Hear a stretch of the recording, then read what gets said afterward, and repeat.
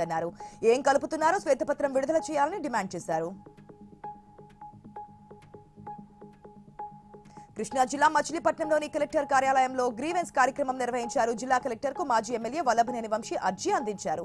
బాపులపాడు మండలం మల్లవోలు గ్రామానికి చెందిన 2400 మంది నిర్వాసితులకు ఇళ్ల పట్టాలు అందించాలని కోరారు. ఈ నెల 12న తెలంగాణ జాగృతి ఆధ్వర్యంలో తెలంగాణ ఉద్యమకారుల ఆత్మగౌరవ సభ నిర్వహిస్తున్నట్లు పార్టీ ప్రధాన కార్యదర్శి నవీన్ ఆచారి వెల్లడించారు. బాగ్లింగంపల్లిలో జరిగే ఈ సభకు తెలంగాణ ఉద్యమంలో పాల్గొన్న వారితో పాటు అమరవీరుల కుటుంబాలు పెద్ద ఎత్తున తరలి రావాలని ఆయన పిలుపునిచ్చారు. సనత్ నగర్ లోని పలు కాలనీలో అభివృద్ధి పనులు వేగవంతంగా జరుగుతున్నాయని కాంగ్రెస్ పార్టీ నాయకులు అన్నారు. సీఎం రేవంత్ రెడ్డికి ఇన్ఛార్జ్ మంత్రి పొన్నం ప్రభాకర్ కి ఎంతో రుణపడి ఉంటామని వారు తెలియజేశారు.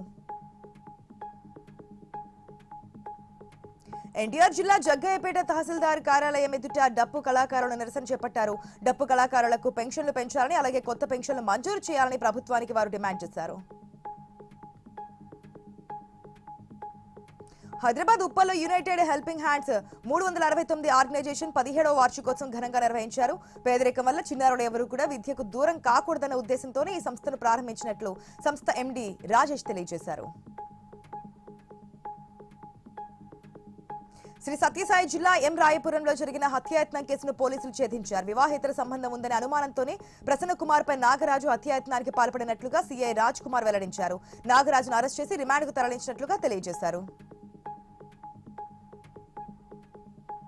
సూర్యాపేట జిల్లా మునగాల మండలం ఇంద్రానగర్కి చెందిన లింగయ్య అనే వ్యక్తి టవర్ ఎక్కి హల్చల్ చేశాడు. 2 గంటల పాటు కొనసాగిన హైడ్రామాకు 3 యువకులు చెక్ పెట్టారు. టవర్ ఎక్కి లింగయ్యను కిందకు దించారు. గతంలో కూడా 2 సార్లు టవర్ ఎక్కినట్లుగా స్థానికులు చెబుతున్నారు.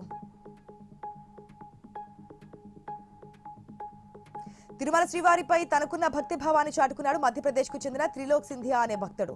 తిరుమల ఆలయ ప్రతిరూపాన్ని గాజు సీసాలో రూపొందించి కళా నైపుణ్యాన్ని చాటుకున్నాడు. శ్రీవారిని దర్శించుకుని ఆలయ గోపురం దగ్గర భక్తులకు ఇది ప్రత్యేక ఆకర్షణగా నిలిచింది. తిరుమల శ్రీవారిని MLA Yarlagadda Venkatrao, cine hero Teja Sajja, heroine Sreeleela, music director Thaman వేర్వేరుగా దర్శనం చేసుకున్నారు. వేద పండితుల వేద ఆశీర్వచనం అందించగా ఆలయ అధికారులు శ్రీవారి తీర్థ ప్రసాదాలు అందజేసి పట్టు వస్త్రంతో సత్కరించారు.